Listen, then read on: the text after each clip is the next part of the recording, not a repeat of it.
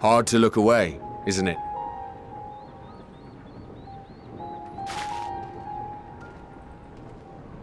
But they're more than pretty flowers. Heart blooms are attuned to ambient emotion.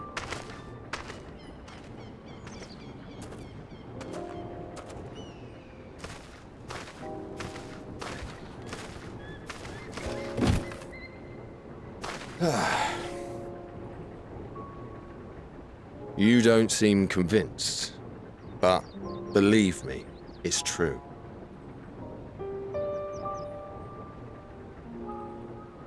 This ashen grey, for instance, it mirrors the anxiety and urgency of those working nearby as they rush to fulfill sudden orders. Intense feelings like those spur the petals to change colour. Bright glowing hues in the presence of joy, dark subdued shades for frustration or despair. Yet even with the collected wisdom of Charlian at our disposal, we've yet to identify the underlying principle of this empathic effect. And there are other mysteries besides. Although the flower is extraordinarily long-lived, its low reproductive rate has made it difficult to find younger populations growing in the wild. With too few sightings to map its distribution, and no closely related species to track, we've been unable to pinpoint its land of origin. To further complicate matters, every culture, even dimly aware of its existence, has given it a different name and mythos. Our attempts to study it via the historical record have been an exercise in frustration.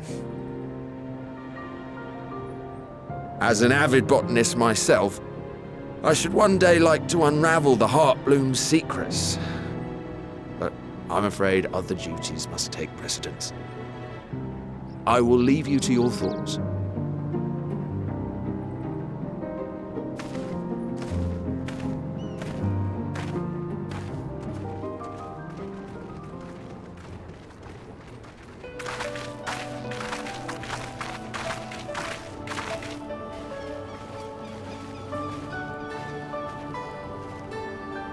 Have you learned aught of interest?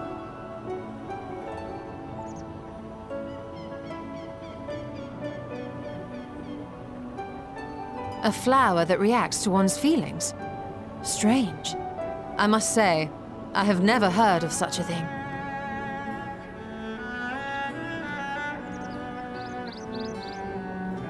This is all very fascinating. But as it stands, we fail to gain any significant insight into the Forum's undertaking. Indeed. While there is certainly enough activity to support Erenville's supposition that a priority has been placed on improving food production, unfortunately for our investigation, these workers were never informed as to how their duties serve the master plan. If only we could interrogate the Forum members directly.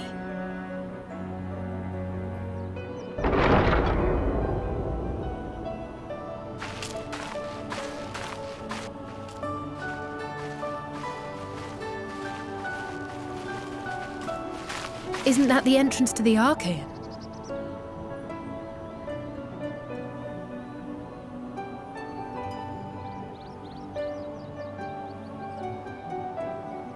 Look, there. I think that's Erenville. A little difficult to tell from here, but I think you're right. He did say he was coming down to make his report. Erenville receives his orders from the Forum.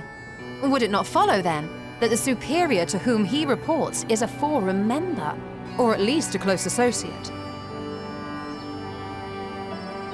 You mean to eavesdrop on their conversation? What of the risks? Ours alone to bear. We won't interfere with Erenville's work, nor will he be implicated as an accomplice. If you're not comfortable taking part, I can do this alone. Nay. I said myself that I wished to know Father's intentions. And no answers will be forthcoming should we simply ask nicely. We can apologize later, should it come to it. Right now, we need every crumb of information we can get our hands on.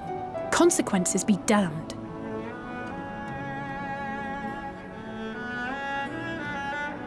It might be best if you came along as well. In fact, we should all...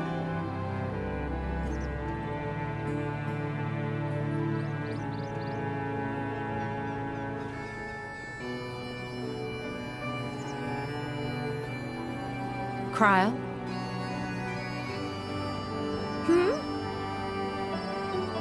Oh, yes. That certainly sounds like a plan. I'm glad you agree.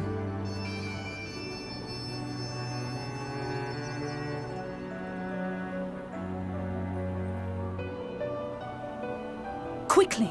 Erenville is on the move. We need to get closer before we lose him.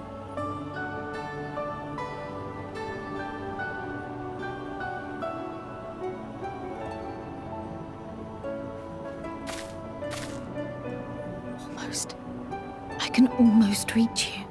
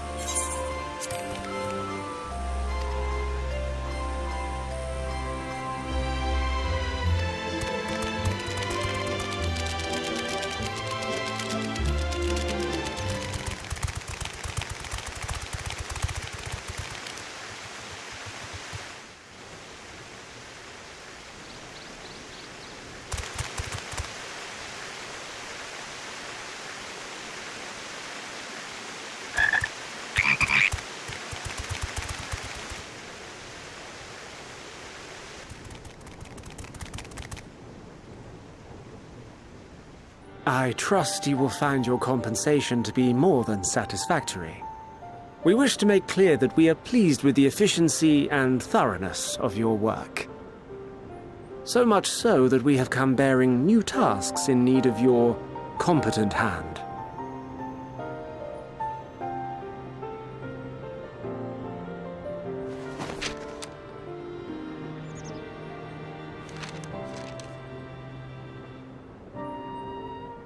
Another lengthy list.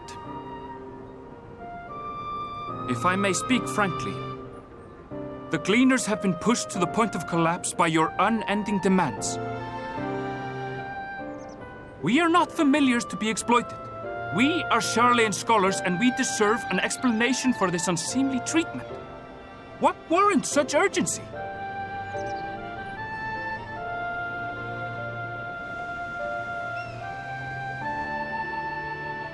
In an age long past, Charlian was charged with a momentous duty. And now that word of the final days hangs heavy in the air, the time has come for us to fulfill that charge. I can say no more, but I promise you this. All will be revealed in due course. And when it has, you will understand that your toil was in service to the greatest good.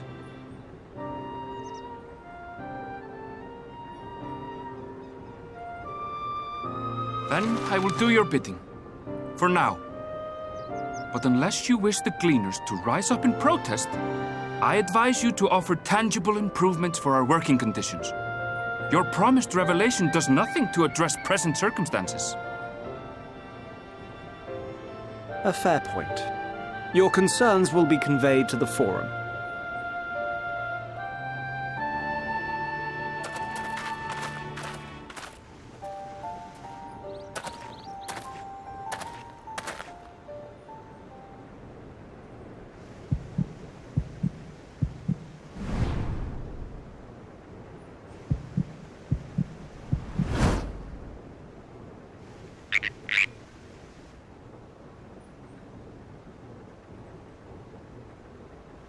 I hope that was informative.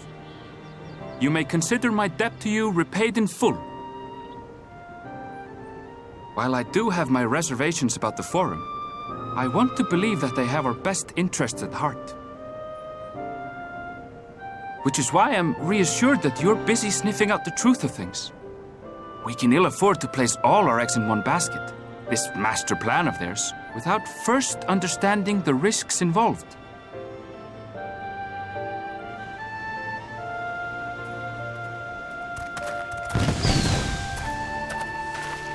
Wait! How did you know it was us? If you mean to impersonate a toad, try studying the real thing. And don't try to fool an expert.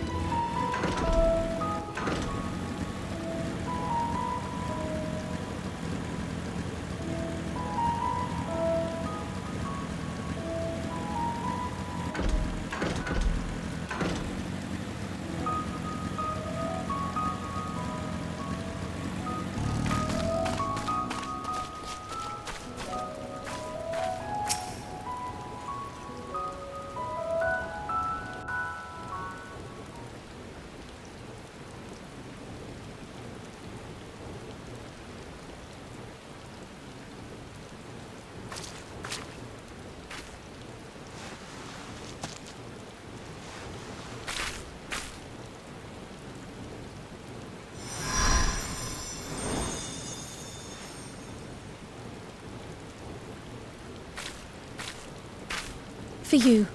The spell will keep it from wilting. She said you would need it for the journey ahead.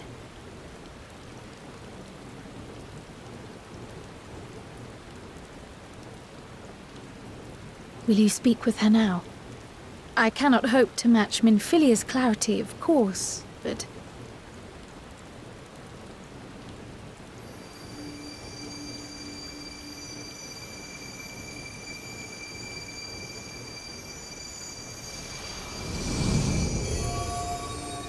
Thank you.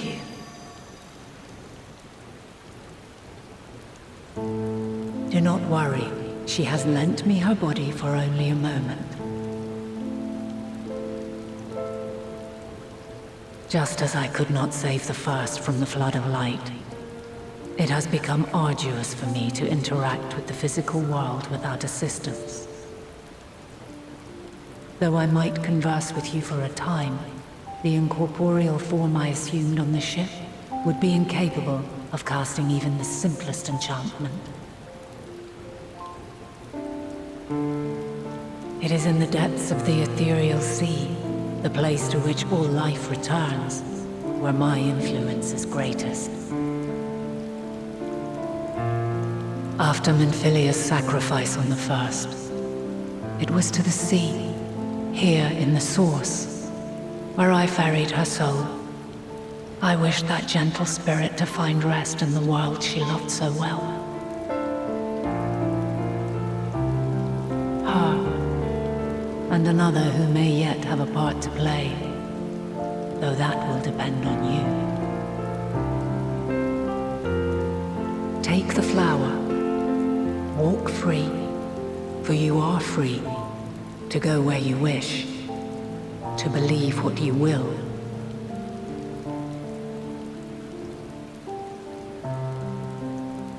That bloom will be your guide, test and proof of your conviction. In darkness, seek joy. Surrender not to sadness, and see beyond despair. Walk free, and bear the light for others to follow. Together, raise it aloft and let it shine, till the end, blinding and radiant.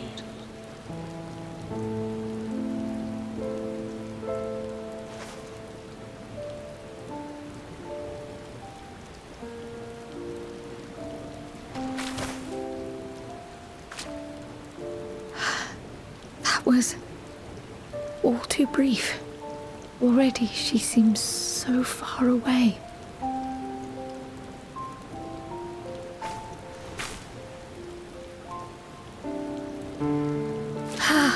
My apologies if I startled you.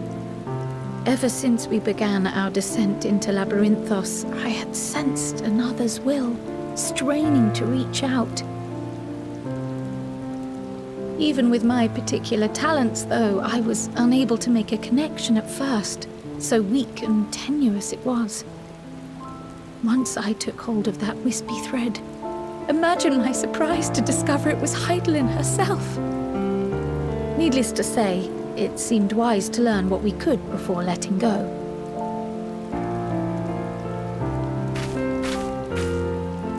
Her answers were more cryptic than I would have liked, but at least she left us with a guide of sorts, that unusual flower.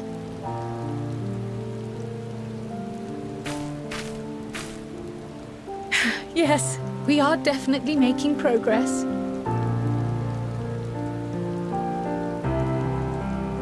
You can't be serious! We've done nothing wrong!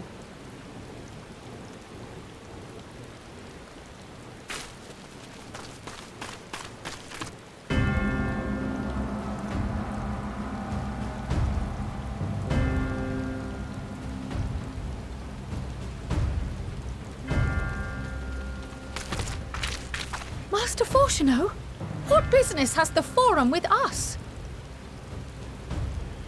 Obstruction and suppression, apparently. Mistress Baldessian, our records show you facilitated the Scion's entrance into Sharlayan by claiming them as assistants for your organization. We are aware of your investigations.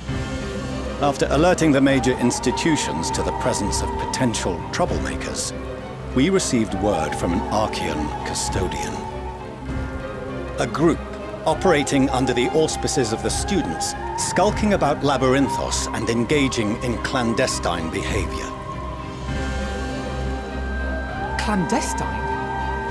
We may not have entered Sharlayan as scions, but we did naught to conceal our identities. Our only purpose in this city is to seek the truth. I can think of no reason why our actions should warrant the Forum's intervention. 'Tis not our way to discourage the pursuit of knowledge, but the timing of such pursuits must be considered, not to mention their potential impact. With the world in chaos, we, the true caretakers of wisdom, have committed ourselves to an undertaking that demands the utmost discretion. And we will not risk its success by turning a blind eye to disruptive foreign elements in our midst.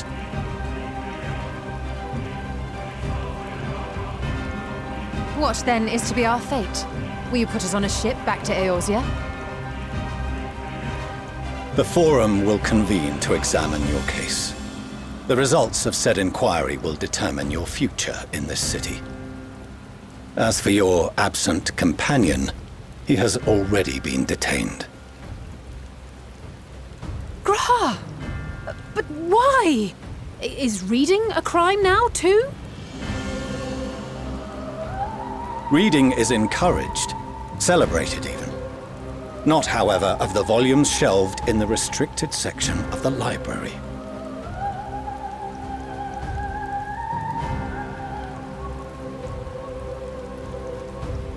Refusing to comply will only make matters worse.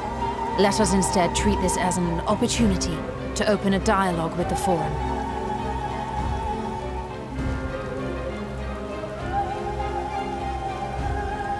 Silence is often one's best defense.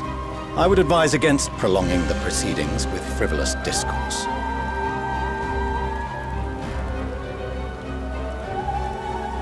But enough. This is not the place for debate. The rostra await.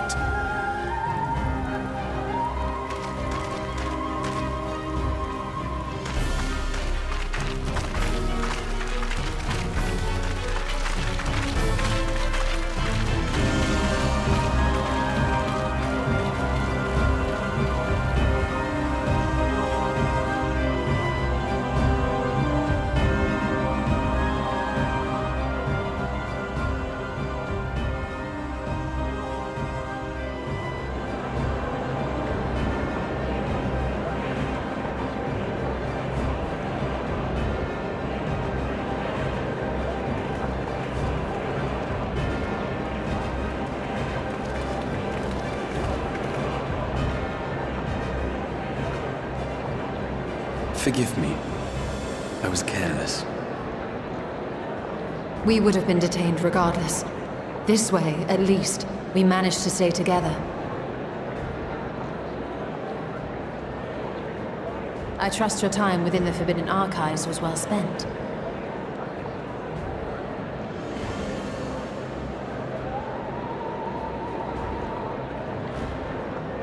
The Forum will come to order! This inquiry is now in session. As Speaker-elect, I will be presiding over the day's proceedings. Master Fortuner, would you be so kind as to restate the matter which compelled you to summon your colleagues with such urgency?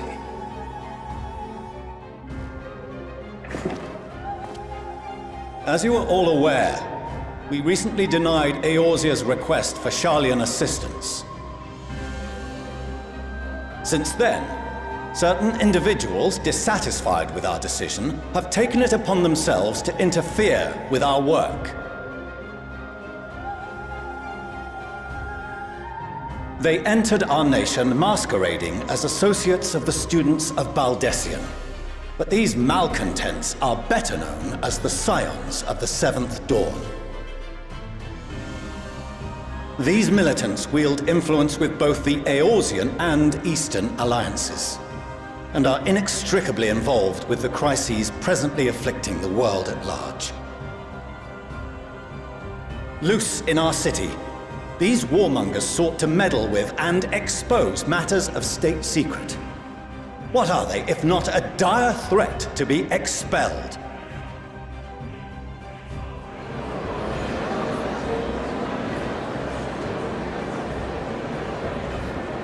You have tarnished the good name of the students.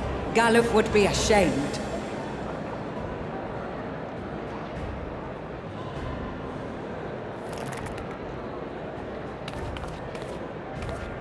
Galuf Baldessian was never one to forsake his fellow man. Even if this nation closed every door and retreated from the world, he would have found a way to help the Scions, help every soul of this star fight back against the coming doom.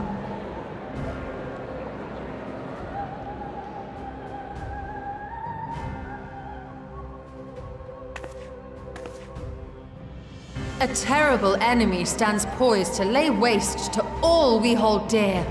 In the face of such madness, Eorzea reached out to Sharlayan, a respected ally, in the hopes of forming a united front. Was your curt dismissal truly the best you could offer? Or are you so preoccupied with your momentous duty of an age long past that even the end of the world is unworthy of your attention?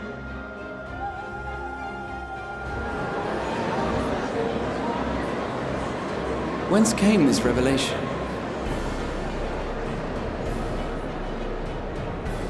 From the mouth of a Forum member within fortuitous earshot.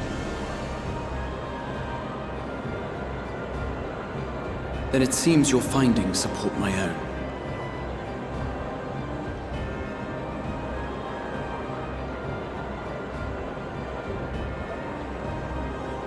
The reason I visited the restricted shelves was to study records of the Forum's policy-making process, to better understand the historical trends underlying their most major decisions. At first glance, the positions of neutrality in war and the accumulation of knowledge above all else appear constant and consistent, the unchanging pillars of Sharlayan society. And once upon a time, I might have left it at that.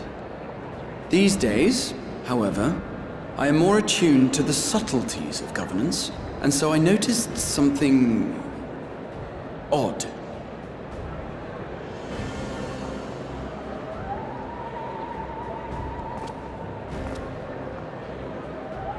From a particular point in time, the purpose of these policies shifted. No longer was knowledge preserved for the benefit of society. Rather, society was to be gradually reshaped to ensure the preservation of knowledge.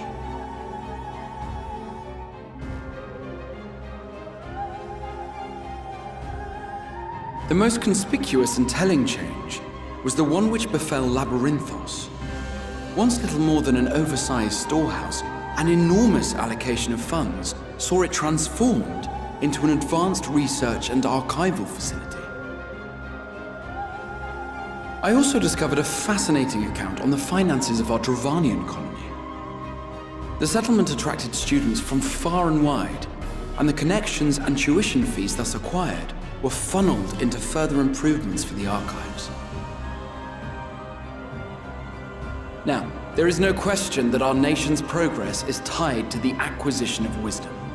Nevertheless, the vast resources diverted for this purpose borders on the obscene.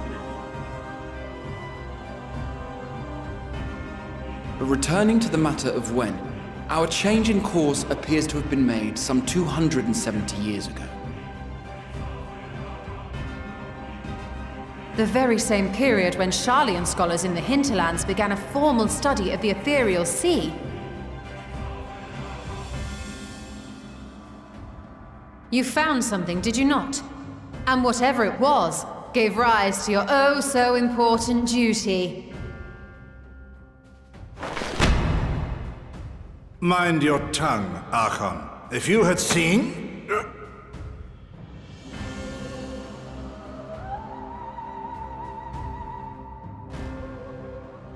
Yes, we are bound by a duty we cannot ignore.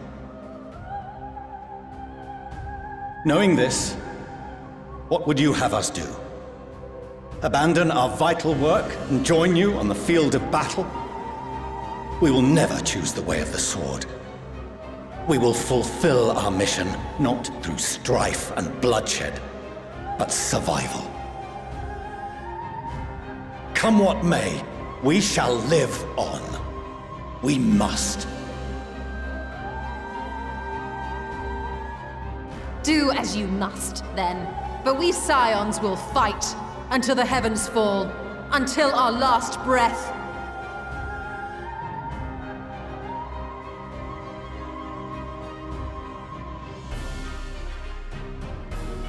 Such misguided zeal.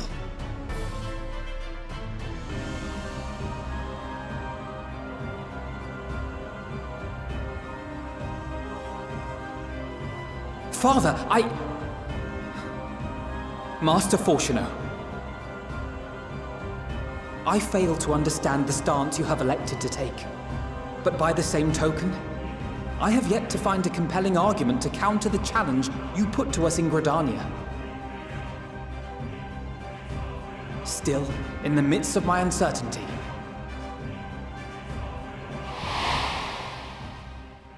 I must trust in myself to do what is right, as others have chosen to trust in me.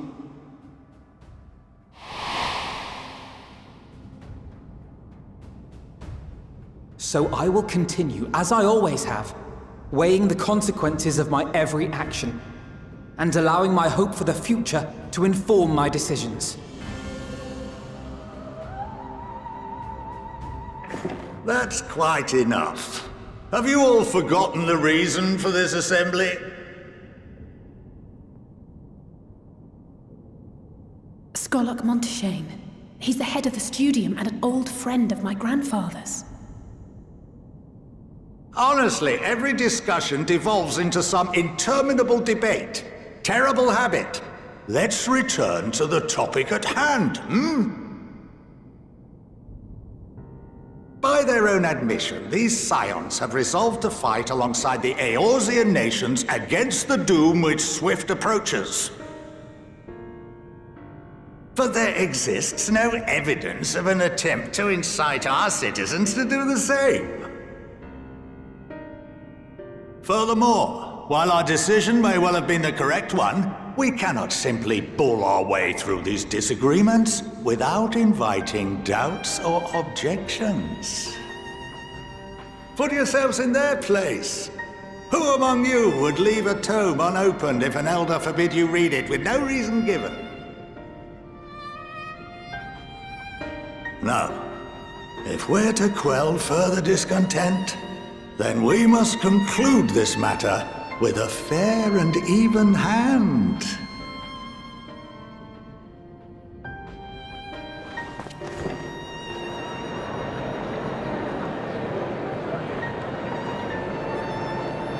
Order! We will have order! Master Monteshane raises some valid points. Keeping such concerns in mind, I propose we enforce the following measures. Until further notice, the students of Baldesion are to cease any and all activities within the domain of Sharlayan. You will also refrain from any further investigation into the Forum's decisions and duties. Failure to comply with these restrictions will result in the immediate expulsion of your Scion associates.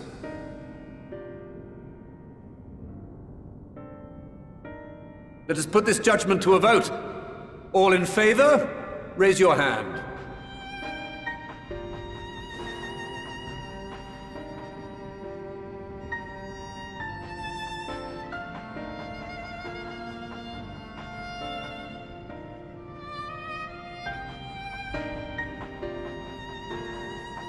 I count 51 for and 48 against. The proposal is passed. Students, Scions, you have heard the Forum's judgment. Pray abide by it, or face the consequences.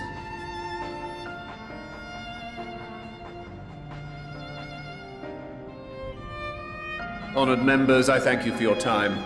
This inquiry is concluded.